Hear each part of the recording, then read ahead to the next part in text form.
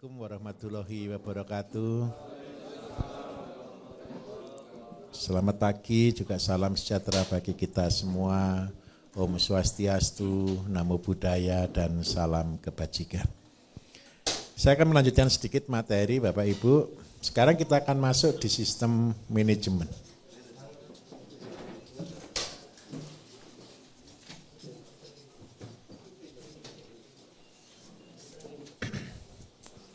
Manajemen farming ini adalah sesuatu yang paling penting yang harus Bapak Ibu miliki. Karena apa?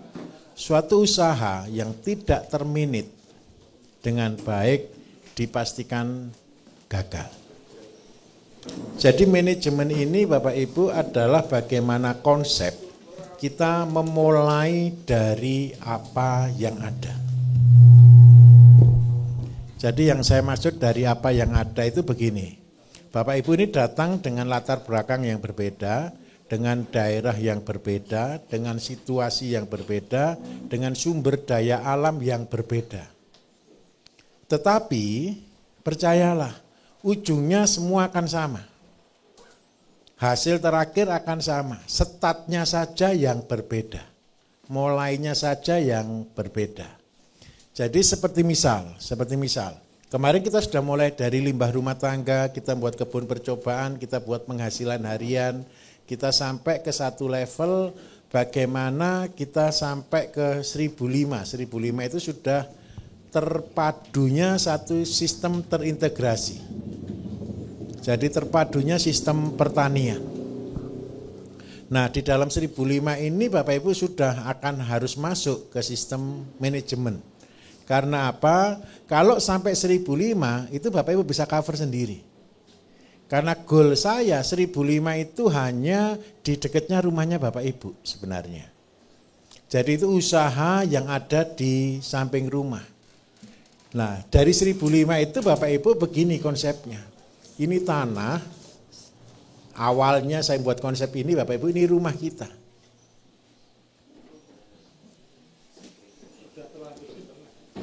Enggak apa-apa, rumahnya di tengah boleh.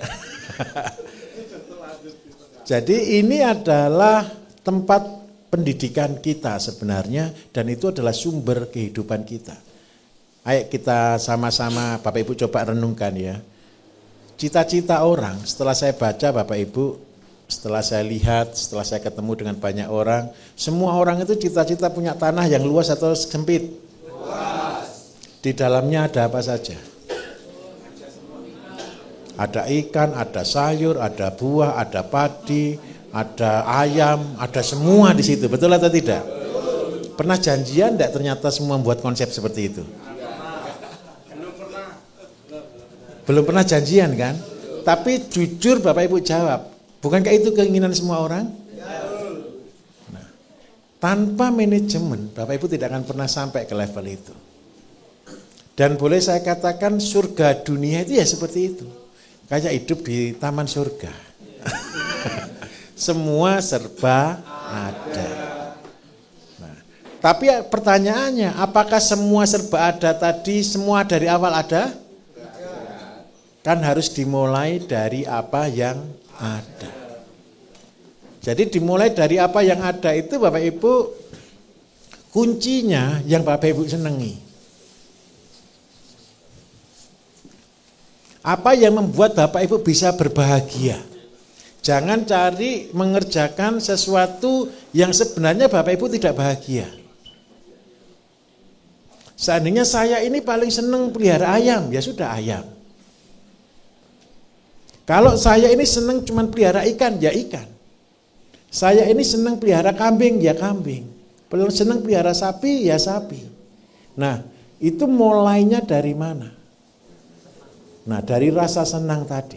Setelah dari senang tadi, apapun ini, ada ternak, ada sayur, ada apapun, baru Bapak Ibu atur ke mata rantainya.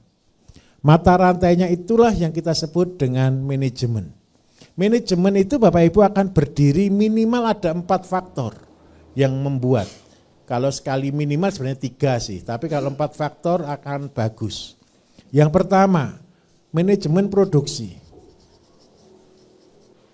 Produksi ini Bapak Ibu terbagi ada beberapa macam. Kemarin kita sebutnya ya produksi pakan dan sebagainya. Pupuk dulu lah. Pupuk, produksi pakan, produksi obat. Itu wajib. Kalau Bapak Ibu tidak bisa membuat obatnya pertanian, pasti kalah. Tidak bisa membuat obatnya ternak, pasti kalah. Tidak bisa membuat obatnya untuk perikanan, pasti masalah juga di situ. Karena itu semuanya harus obat. Nah memang karena pelatihan kita hanya 2 hari Bapak Ibu, sebenarnya kita ini tidak 2 hari. Hampir sebenarnya 3 hari ya. Karena sampai malam, tidak ada kan pelatihan sampai jam 12 malam, 11 malam gitu kan tidak ada.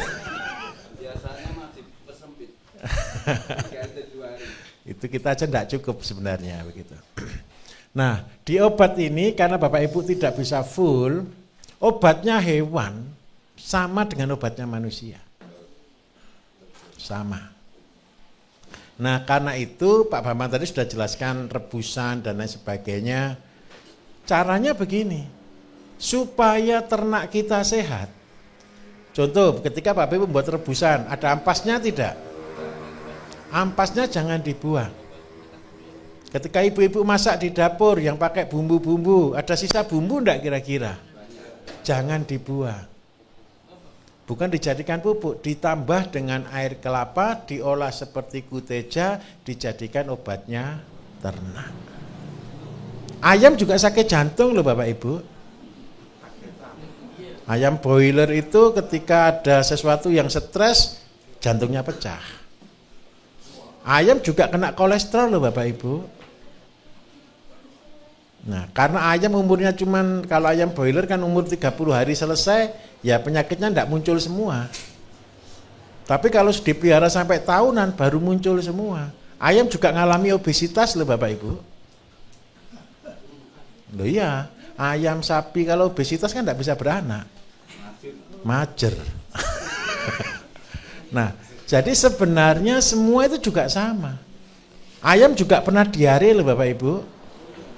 Betul tidak? Karena itu kan Bapak Ibu lebih sulit buat obat untuk ternak daripada untuk Bapak Ibu. Karena yang ternak tidak bisa ngomong. Nah, jadi karena itu kami di dalam BSM punya visi nomor 1 membangun pertanian. Nomor 2 membangun kemandirian. Dan yang terakhir adalah membangun kesehatan. Kalau Bapak Ibu bisa mengobati dirinya Bapak Ibu sendiri, saya jamin ternaknya selamat. Jadi ketika Bapak Ibu diare, semua Bapak Ibu kalau resep-resep nanti minta tolong SOP di Pak Bambang semua ada. Tenang saja, saya ini pabrik herbal dan percayalah Bapak Ibu kalau saya sudah punya pabrik berarti saya punya formula yang baku. Terus yang kedua, semua sudah terstandar karena kita semua sudah pakai standarnya BPOM, kita pabrik kita juga semua sudah sertifikat CPOTB, kita sudah bisa ekspor. Kemudian yang kedua, semua saya akan tunjukkan cara-caranya. Kan Bapak Ibu belum pernah kan lihat pabrik obat yang berani bongkar rahasia resepnya kan? Kecuali saya. Karena tujuan saya tidak kepengen jualan obat. Saya menjual obat itu karena terpaksa saja. Saya punya pasien jutaan Bapak Ibu. Ngobati pasien jutaan itu pusing bagi saya. Sampai minta maaf kadang-kadang enek. Setiap hari ketemunya orang sakit. Karena itu kalau di pelatihan pertanian saya itu semangat. Kenapa itu bahagia saya. Bisa semangat gitu. Kalau saya ke pasien enggak bisa semangat Bapak Ibu. Ya, gitu. Halus, lembut gitu. Tapi saya juga marah kadang-kadang. Saya kalau ketemu pasien yang hampir meninggal, saya malah marah. Saya akan marahi dia. Kenapa saya harus marahi dia? Soalnya minta maaf. Ada penyakit-penyakit tertentu yang matinya masuk neraka Bapak Ibu. Loh serius. Karena isi hidupnya dia sakit hati. Fair. Saya kasih tahu. Saya kasih tahu ya. Saya ini kan sudah terlalu lama campur dengan pasien Bapak Ibu. Kenapa saya kadang-kadang berani ngomong, kalau ke pasien itu ngomongnya begini, Ibu mau hidup di dunia sembuh, menderita, atau besok kalau mati masuk neraka? Saya sudah sampai level itu. Jadi kalau kadang-kadang ada pasien sudah terlalu parah, saya ditanya gini, Bu, besok mau mati masuk neraka atau sekarang tobat? Gitu. Saya sering kali ngomong seperti itu. Contoh, ibu-ibu yang sakit kanker serviks bertahun-tahun, terus bapaknya sampai selingkuh, ibunya sakit hati enggak?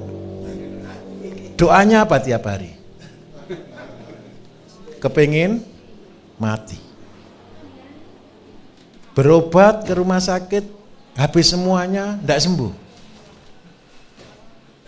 Terus baunya minta ampun, satu rumah bisa bau semua. Cairannya kalau keluar baunya minta ampun. Minder. Kayak cuman hidup itu tidak berguna. Kalau sudah berpikir hidup tidak berguna, siapa yang disalahkan? Gusti Allah.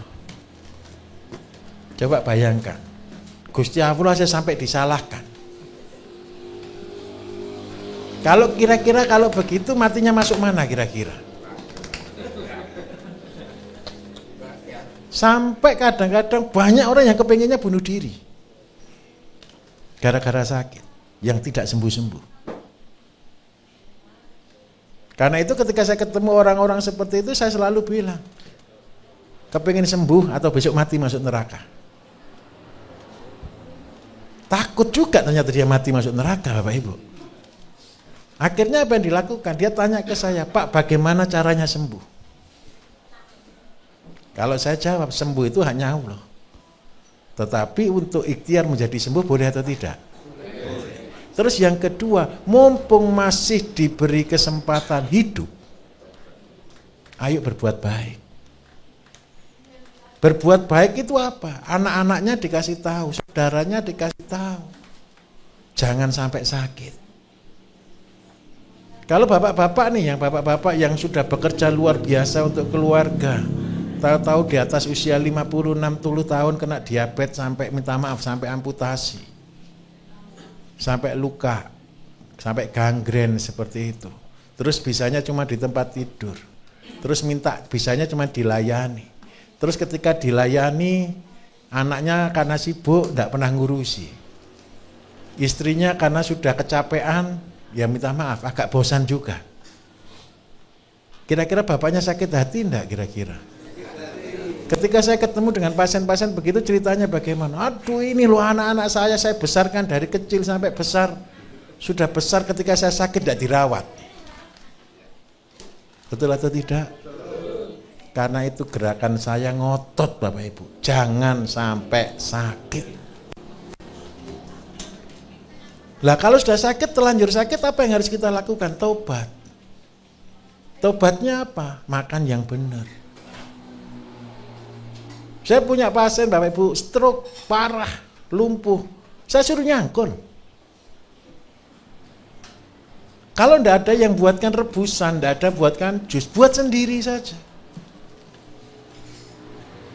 Itu ikhtiar atau bukan namanya? Kalau orang stroke jalan aja susah terus nyangkul, kira-kira siapa yang nangis Bapak Ibu?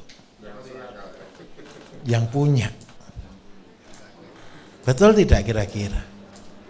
Saya justru menemukan keajaiban-keajaiban, pasien-pasien yang harusnya meninggal justru bisa sembuh gara-gara kata-kata keras saya seperti itu.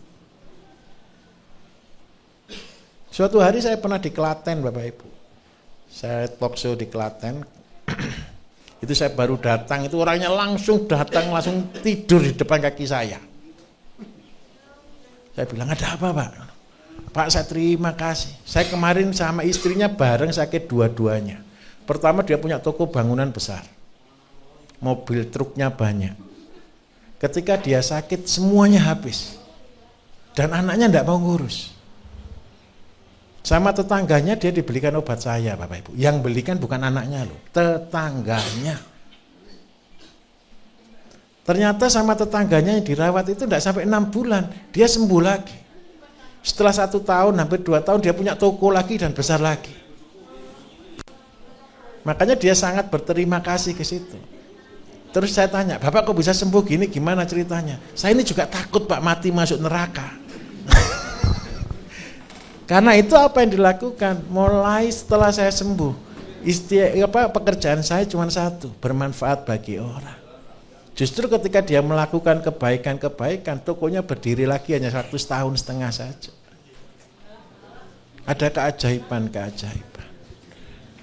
Dan saya minta tolong, level Bapak Ibu nanti sampai di situ. Saya membagi ilmu, Bapak Ibu sudah ketemu saya minta tolong, ilmunya diambil sampai ke sana. Tugasnya Bapak Ibu adalah kepengen mati, masuk surga, bahagia di dunia kan? Kita ngalami surganya dunia dan surga sungguhan kan? Kita masih banyak kesempatan. Kita masih ada kesempatan. Sebarkan semua kebaikan. Kenapa saya tidak senang jualan obat Bapak Ibu? Karena saya tidak bisa menyembuhkan orang. Saya selalu wanti-wanti ke pasukan saya ini. Tadi Pak Bambang testimoni tidak kira-kira? Ada banyak testimoni tidak? Kan tidak kan? Ada sedikit sekali kan? Kenapa? Kita itu pantangan testimoni. Kalau mau jualan obat, saya kasih testimoni semua pasien. Pabrik saya tidak mampu melayani. Pabrik saya Bapak Ibu, kami punya pabrik 3 untuk herbal, karena 1 tidak cukup, kita punya 4 pabrik di lokasi yang berbeda-beda sesuai dengan bahannya. Tujuannya buat obat. Nah, dari obat itu tadi sebenarnya bahannya sudah saya ajarkan ke semua pasien. Kalau pasien ketemu saya pasti ngelarang beli obat.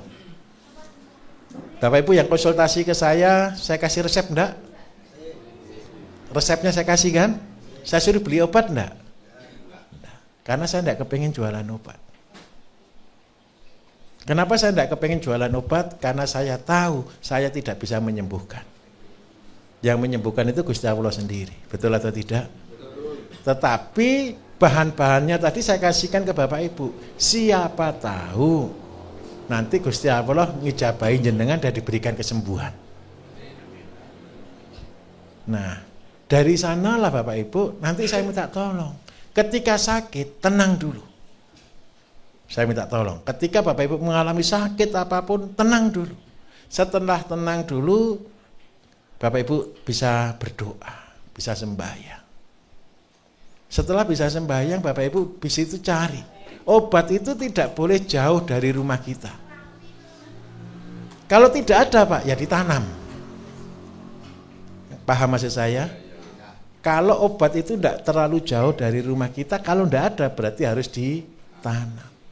Nah, yang Bapak Ibu tanam di dalam sistem pertanian kita itu adalah keobat. Tujuannya apa Bapak Ibu? Percayalah. Tetangganya Bapak Ibu itu yang sehat sama yang sakit lebih banyak yang sakit kok. Percayalah. Kalau zaman dulu ya dikatakan sakit itu betul-betul sakit. Tapi zaman sekarang ini yang sakit itu tidak kelihatan kalau sakit. Tahu-tahu meninggal gitu aja. Itu namanya silent killer. Bukan, silent killer itu pembunuh diam. Apa pembunuh diam yang ada dalam tubuh kita? Jantung, kanker, kolesterol, diabetes, ginjal. Dan minta maaf, penyakit ini pasti banyak sekali. Karena apa? Hampir semua makanan-makanan instan menyebabkan sakit ini semua. Kalau hari ini ada orang yang betul-betul sehat tanpa sakit, itu keajaiban dunia. Karena itu kalau Bapak Ibu masih sehat, tidak sakit, bersyukurlah. Nah, ketika Bapak Ibu mulai sakit, mulai buat rebusan, mulai buat obat. Terus yang kedua, ternaknya tolong dikasih obatnya Bapak Ibu. Supaya apa? Nanti ketika Bapak Ibu produksi di sini ternak, sayur, ini ternaknya jadi obat. Sayurnya jadi obat. Sayur itu Bapak Ibu dipupuk, betul ya? Diserap enggak oleh tanaman. Supaya sayur tadi bisa mengandung obat, herbal yang Bapak Ibu konsumsi. Herbal itu bukan obat herbal. Herbal itu termasuk kunyit, temulawak, jahe, ya temu ireng, jenis macam-macam tadi. Seledri, kenikir, dan ratusan mungkin puluhan tanaman tadi, itu Bapak Ibu olah. Karena itu ketika membuat set PT, ketika membuat pupuk, kasih bahan-bahan yang mengandung obat. Semakin banyak, semakin baik. Tujuannya apa? Sayur ketika dikonsumsi orang, jadi sehat orangnya. Sekarang ini sudah muncul banyak testimoni Bapak Ibu. Jadi pasien-pasien saya yang daerah-daerah sayur yang kita buka ya, pasar market yang kita buka untuk penjualan sayur organik itu, mereka sudah testimoni sendiri, Pak saya sudah sembuh cuma makan sayur. Bahagia enggak yang dengar? Coba Bapak Ibu nanti punya kebun sayur, tetangganya yang biasa asam urat, kolesterol, jalannya susah, stroke, hanya gara-gara makan sayurnya Bapak Ibu, terus mereka bisa sembuh. Bapak Ibu bahagia enggak kira-kira? Mendoakan Bapak Ibu enggak kira-kira? Nah, kalau pesan saya, usaha itu ada dua. Usaha di dunia untuk kehidupan. Kehidupan ini untuk juga menolong orang lain. Dan yang kedua, usaha yang memperlancar kita jalan ke surga.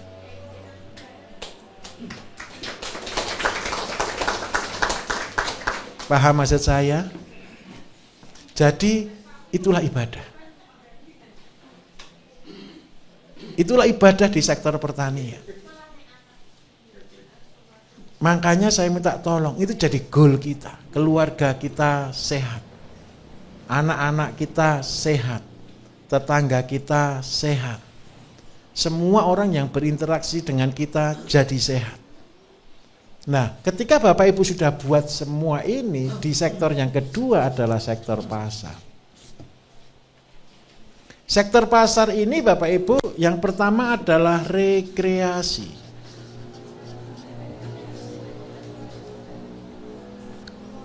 Siapa yang pernah punya cita-cita rumahnya jadi tempat rekreasi? Loh Pak, tempat rekreasi itu kan mahal biayanya. Jangan mikir mahal. Bapak Ibu membuat tempat rekreasi itu ketika sudah punya sayur, ketika sudah punya ikan, ketika punya ayam, ketika punya kambing, terus habis gitu Bapak Ibu mau cerita ke orang, tamunya banyak atau sedikit? Tapi minta maaf ya, ini buka hati, sudah mulai buka hati loh ya. Siap-siap gula dan kopi dan teh di rumah ya. Karena takutnya tamunya tidak berhenti-berhenti. Orang akan selalu datang ke rumahnya Bapak Ibu, ke tempatnya Bapak Ibu, lihat-lihat, tanya-tanya, belajar. Betul atau tidak? Tahu Bapak Ibu kata rekreasi itu terdiri dari dua kata. Yang pertama re dan yang kedua kreasi. Itulah yang kita sebut dengan nama edukasi.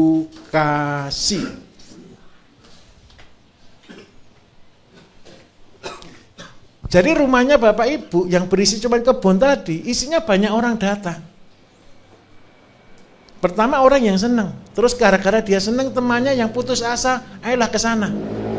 Ngobrol-ngobrol. Gara-gara itu Bapak Ibu orang-orang yang patah semangat. Orang-orang yang tidak punya harapan. Yang saya sebut di hari kemarin, sampah masyarakat. Mereka bisa ketemu jati dirinya. Mereka bisa menemukan panggilan jiwanya. Mereka punya semangat untuk hidup kembali. Mereka punya semangat untuk mau bekerja. Dan itulah tugas kita. Sama ketika minta maaf, Bapak Ibu nonton YouTube saya. Tahu-tahu kan ada semangat muncul kan? Nah saya kepingin juga itu bukan saya lagi. Tapi Bapak Ibu yang melakukannya. Jadi gara-gara itu Bapak Ibu cerita, enggak apa-apa. Pertama dianggap orang gila dulu enggak apa-apa. Tapi minta tolong tekun. Tekun di situ. Nah, kalau sudah sampai di rekreasi ini Bapak Ibu, nanti terpaksa akan jadi besar sendiri. Terpaksa. Pertama satu tempat, akhirnya bisa kemana-mana. Dan ketika Bapak Ibu lihat, percayalah, nanti kalau Bapak Ibu sudah jadi miliarder semuanya, percayalah, Bapak Ibu akan merasakan uang itu tidak ada gunanya. Uang itu tidak ada artinya lagi. Orang yang ngejar uang itu karena belum punya uang saja kan. Tapi kalau Bapak Ibu sudah tahu sampai di level itu, uang itu sudah tidak berguna. Sudah tidak, kita harus lepas dari uang Bapak Ibu. Kenapa kita harus lepas dari uang? Saya kasih contoh. Bapak Ibu berhasil di dua ini aja, belum sampai ke bawahnya ya, sampai di sini dulu. Buat satu sampai berhasil. Ada murid-murid yang datang, pasti saya jamin banyak orang-orang datang belajar, nyantri ke tempatnya Bapak Ibu. Terus habis gitu ada yang bahkan ngawulo, tahu ngawulo enggak? Mengabdi. Sampai pinter, Bapak Ibu kan pasti kasihan, ayo tak bukakan, betul enggak? Kalau sudah sampai punya 10 sampai 20, Bapak Ibu enggak usah kerja pun, tidur pun, uangnya datang. Dan itulah yang disebut dengan passive income. Kalau sudah sampai di level itu Bapak Ibu khawatir enggak tentang keuangan kira-kira? Enggak usah khawatir. Masih butuh uang lagi enggak kira-kira? Untuk apa lagi? Betul atau tidak? Wong kita sehari makan cuma 3 kali, nanti satu hari makan pagi di sana, besok makan pagi di sana, besok di sana. Enggak perlu uang, mau rumahnya sendiri. Tempatnya sendiri. Betul atau betul? Itulah tujuannya kita harus membangun pasar sebagai tempat rekreasi. Dan yang terakhir adalah Intan Sari. Intan Sari ini juga masuk dalam bagian market, Bapak Ibu. Integrasi pertanian desa mandiri. Satu desa di tempatnya Bapak Ibu berapa kakak? Rata-rata? Wih, enggak kakak. Kakak kalau tempatku satu desa, Iya. 280 satu desa. Ini di luar pulau nih ya. Kalau di Jawa rata-rata 500 sampai 1000 ya. Rata-rata 1000 lah kalau rata-rata. Kita buat rata-ratanya 1000 aja, gampang hitungnya.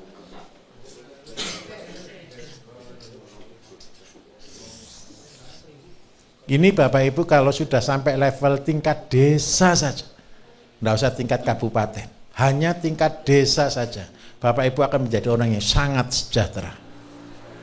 Kalau cuma bisa ngatur tingkatnya kepala desa.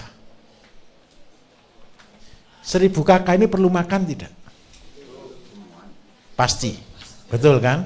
Nah, seandainya saya tanya Bapak Ibu, dari 1000 kakak ini, seandainya tiap kakak itu punya 10 ekor ayam plus 1, itu orang kaya atau orang biasa? Di desa itu punya ayam 10 itu orang kaya atau orang biasa? Biasa. Berarti atau tidak cuma 10 ekor ayam tiap rumah? Ya biasa saja, betul kan? Nah, kenapa kok 10 plus 1? Tolong Bapak Ibu ajari mereka, bilang mereka 10 plus 1 itu adalah tanggung jawab supaya tidak ada limbah di rumah. Seandainya, kita berandai-andai Bapak Ibu, setiap warga desa bisa ngolah limbahnya masing-masing di rumah, berarti sampah yang dibuang apa? Plastik sama kertas yang bisa didaur ulang. Berarti masalah sampah di kota selesai enggak kalau tiap desa sadar? Selesai. Sudah enggak usah sampai 100 Bapak Ibu. Setiap keluarga cuma 10 plus 1 saja. Terus yang kedua, separuh dijual telur dimakan sendiri, terus separuh dibesarkan dan dijual untuk nambah penghasilan rumah tangga. Anggap aja satu rumah tangga ini keluar 50 ekor, 40 ekor per bulan. Wajar atau tidak hitungan kita kemarin? Wajar ya. Kalau kali 1.000 berarti ada berapa ribu Bapak Ibu? Kalau harganya 40.000, berarti ketemu berapa?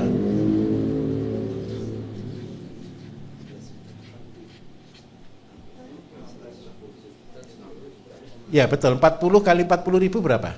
1, 2, 1, 2, ini 40 nolnya 2. Enggak lah, ya 160 ya. Sorry, bukan 160 Bapak Ibu. 1,6 M. Coba bayangkan, seandainya di desa ada uang berputar 1,6 M dari cuman ayam saja, desanya sejahtera atau tidak? Betul? Gara-gara ada ayam 40.000, butuh pabrik pakan tidak? Tanah kosong kira-kira ada enggak di desa kalau begini? Ditanami apa? Jagung, tanami kambing, tanami beras. Tidak ada kemiskinan di desa. Oke, saya lanjutkan sedikit lah. Gara-gara ada 40.000 ekor ayam per bulan, itu butuh pakannya anggaplah kali 4, berarti ketemu 160 ton. Ada pengangguran di desa? Clear? Setuju? Tidak ada pengangguran di desa di sini. Karena itu, seandainya masyarakat kita sadar Bapak Ibu, dan Bapak Ibu menjadi pionirnya di tiap-tiap daerah, Bapak Ibu akan jadi raja-raja luar biasa yang memberi pengaruh kepada banyak orang. Dan seandainya ini sudah berjalan, jualnya kemana? Ke kota. Percayalah, di kota itu loh Bapak Ibu, orang tetap makan. Walau tidak punya tanah tetap makan, betul atau tidak? Dan harus makan. Terus yang kedua, setiap kakak ini punya 100 meter untuk tanam padi. Kalau 100 meter butuh tanah luas atau enggak ke 100 meter itu? Ya anggap aja luasan inilah, sini sampai belakang, ini 100 meter. Sudah enggak perlu beli beras seumur hidup.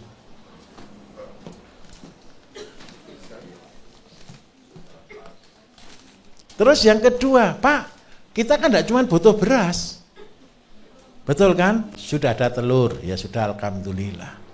Syukur-syukur setiap rumah ini nanti Bapak Ibu, ya enggak harus setiap rumah ya. Ada yang sudah tanam buah, ada yang tanam sayur, ada macam-macam. Semua bekerja sama, berkolaborasi. Saya jamin 100% Indonesia makmur. Mau jadi penyelamat bangsa ini? Mau jadi ibadah yang sampai kalau kita mati masih banyak yang mendoakan? Saya minta tolong, tinggalkan warisan yang baik buat anak cucu kita. Warisan itu adalah apa? Ilmu. Saya cuma bisa mengajar di YouTube. Saya sudah tidak ada waktu untuk bisa keliling lagi Bapak Ibu. Tetapi Bapak Ibu lah yang akan menjadi guru-gurunya, contoh-contohnya, saksi-saksinya yang ada di tiap-tiap daerah. Mulai tidak usah sampai ke level ini, 1.005 saja. Bapak Ibu buat satu. Setelah ini sudah jalan muter, buat lagi, buat lagi, buat lagi. Jadi akhirnya kalau bisa sampai ya 150 150 Pak. Begini. 150. Kan cukup tuh penghasilan 50 per bulan. 1 hektar maksud saya.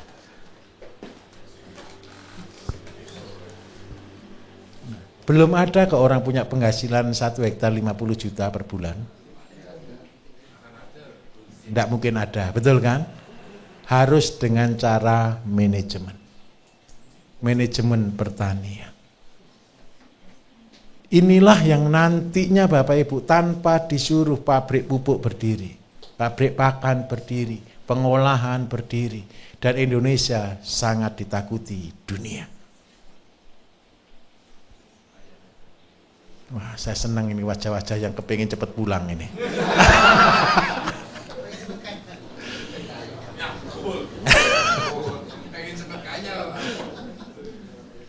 Jadi jangan kepingin jadi cepat kaya.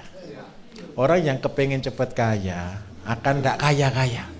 Kayak dia mengejar fata morgana. Karena itu kita akan tetap kaya Bapak Ibu. Tapi jadilah orang yang kaya karena terpaksa. Jadi bilang, saya tidak mau hidup kaya. Saya hanya kepingin biasa-biasa. Saya kepingin sederhana saja. Kalau saya jadi kaya karena saya terpaksa jadi kaya. Kenapa kok bisa terpaksa jadi kaya? Ini ceritanya. Bapak Ibu lihat penampilan saya, cocok enggak saya jadi orang kaya?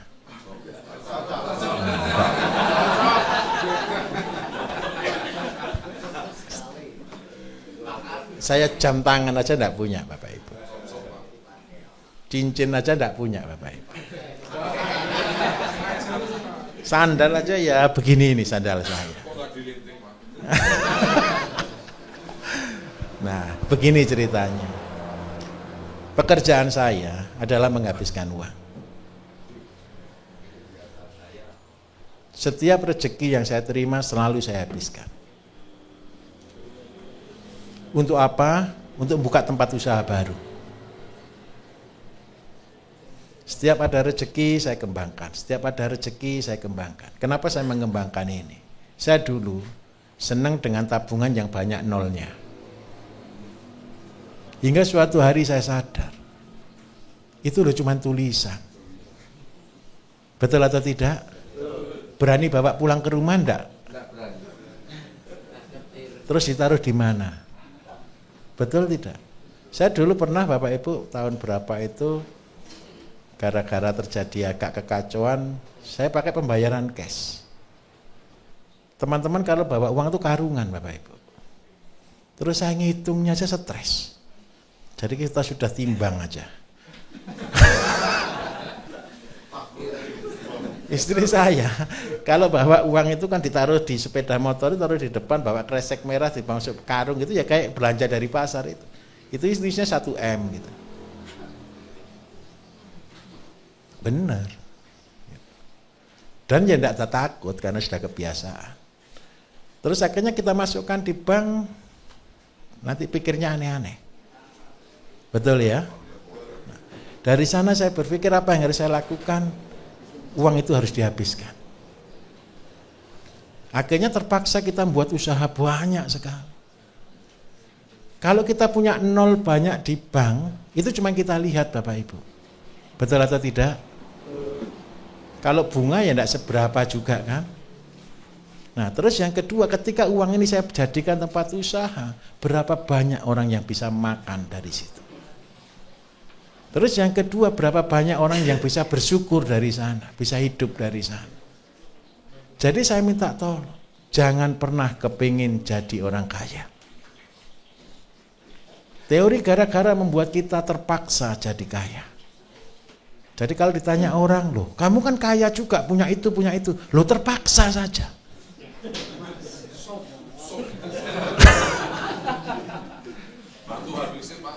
Gimana? Iya. Kenapa kok dikatakan terpaksa? Karena begini loh, ketika Bapak Ibu sudah punya ayam, sudah pinter, dikasih rezeki, sampai punya induk 1000 saja, enggak usah sampai 2000. 1000 saja, berapa orang yang Bapak Ibu bisa tangani? Bapak ingin enggak kepingin kerja mulai pagi sampai malam? Mau atau tidak? Harus berbagi kan? Harus punya anak kan? Harus punya santri kan? Harus punya murid kan? Muridkan mereka, ajari mereka, didik mereka.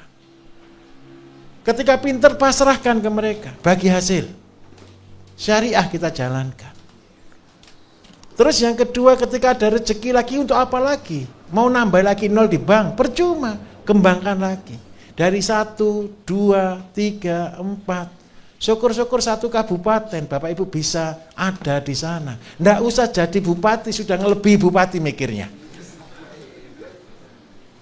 Loh benar Bapak Ibu, ini saya cerita sedikit.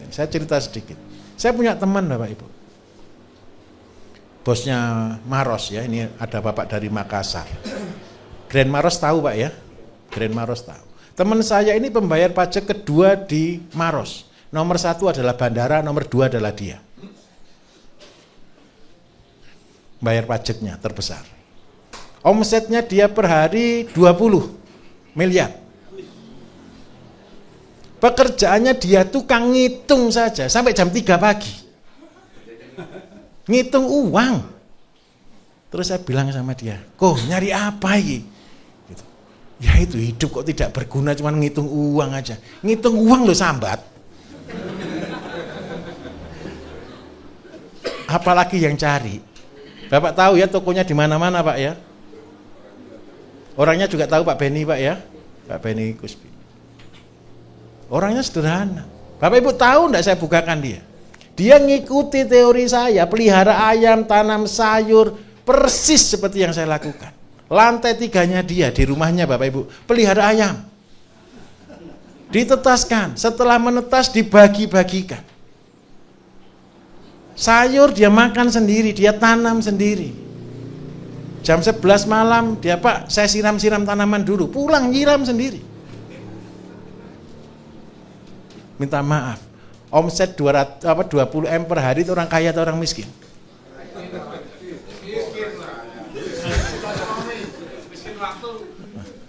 Itu loh masih bisa pelihara ayam. Dia yang membuktikan teori ayam 10 jadi miliarder, dia juga buktikan. Karena itu dia juga sama dengan saya, marah. Dia ngajari ke desa-desa, betul Pak? Dia bantu di desa-desa. Dia bantu juga kambing. Betul Pak? Pernah dengar dia kasih kambing juga? Bibit ayam juga, bibit ayam dari tetasnya sendiri. Berharap apa? Daerahnya makmur, daerahnya maju. Berharap itu dia cuma satu cita-citanya, seluruh Makassar ini maju.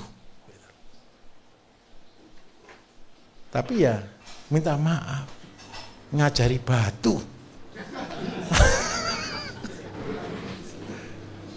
Dikasih bantuan Bapak Ibu, hilang. Karena itu kita sama-sama sudahlah. Tugas kita hanya beramal. Tugas kita hanya berbagi. Karena itu kita buat pelatihan-pelatihan berbayar ini Bapak Ibu, untuk saya nyeleksi orang yang saya kasih ilmu dengan detail. Kalau usaha itu terlalu mudah. Kalau setelah Bapak Ibu ketemu saya cari 2 hari ini, usaha itu gampang atau susah? Ini bukan cerita lagi, ini bukan dongeng lagi. Di YouTube ada yang tanya, ada enggak yang jadi miliarder? Jangankan jadi miliarder, yang jadi miliarder mulai dari 10 ekor ayam aja sekarang banyak Bapak Ibu. Apa motivasi saya ke mereka? Ayo jadi contoh. Kayak satu yang nanti Bapak Ibu jadi temannya Bapak Ibu di grup ya. Orang ini tujuan hidupnya sudah tidak ada. Karena dia sudah terlalu kaya. Sudah terlalu kaya Pak. Gaji karyawan 12 miliar Pak per bulan Pak. Ketika ekspor ke Amerika turun drastis, dia juga bingung. Dia mau PHK karyawan aja tidak mau. Padahal omset turun 45%. Apa yang dilakukan? Semua karyawan, bukan semua lah, sebagian karyawan digilir jadi petani.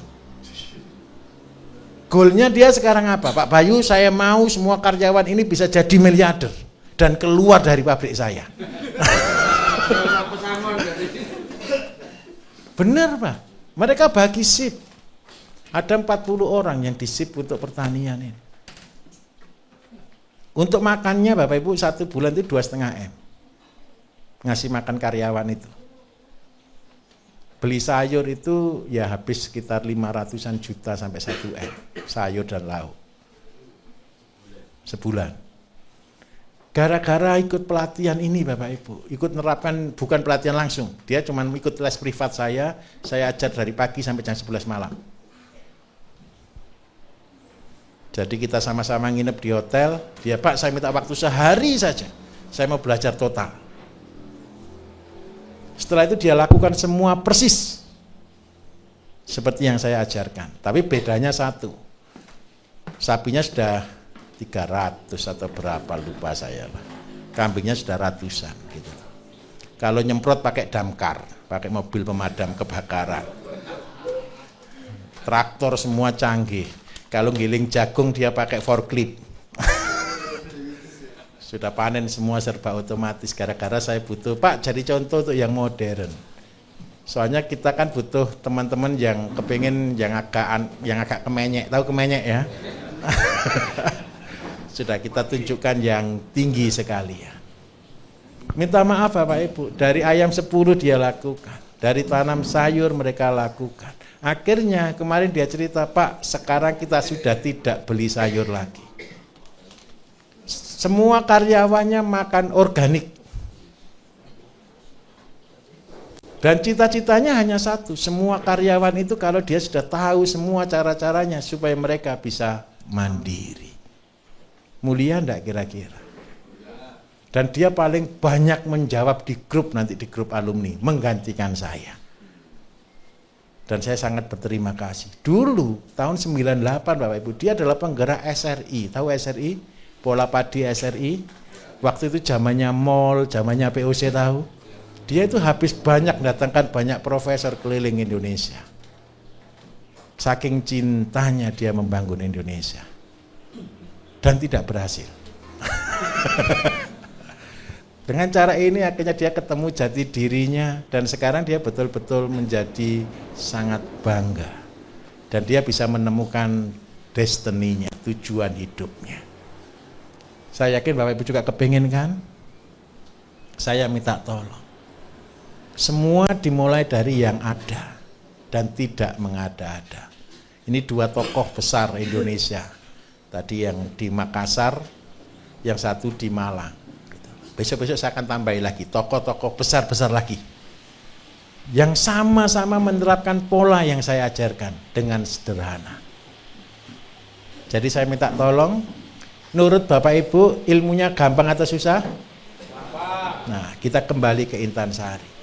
Ayam, tolong Bapak Ibu kasih contoh. Makan, Bapak Ibu kasih contoh. Terus untuk ikan, Bapak Ibu kasih contoh. Kambing, Bapak Ibu kasih contoh. Maka di desa itu Bapak Ibu, bukan hanya 1M, bisa sampai 5M per bulan perputarannya. Karena ekonominya berputar. Lah sekarang ini nanti akan muncul pertanyaan, loh Pak, kalau semua tanam sayur, semua pelihara ayam, semua pelihara kambing, mau dijual kemana? Betul atau tidak? Kalau seandainya seluruh Indonesia melakukan gerakan ini, harganya mahal atau murah? Tergantung ke orang atau tidak? Bisa ekspor atau tidak kalau begini? Supaya negara itu maju dan nilai rupiah itu meningkat, jalan satu-satunya harus ekspor. Ekspor itu barang kita harus murah dulu. Supaya murah, supaya gratis, biaya harus dihilangkan. Betul atau tidak di sini? Bapak Ibu sudah pelajari semua dari sini. Supaya biaya itu nol, supaya biaya itu gratis. Sulit buat pupuk? Belum ya? Oh, belum, lupa saya. Kalau untuk ZPT semuanya sudah mudah? Tapi yang sudah praktek buat pupuk susah atau enggak Pak sebenarnya Pak? Main-main kan? Main-main. Enggak ada yang susah. Sebenarnya di YouTube itu semua sudah detail. Ada orang yang komplain di YouTube katanya saya tutup-tutupi, sebenarnya enggak ada yang saya tutupi. Bedanya di YouTube dengan di sini kan satu, Bapak Ibu kan bisa lihat saya kan gitu aja. Sebenarnya di YouTube juga saya bisa Bapak Ibu lihat saya kok sebenarnya.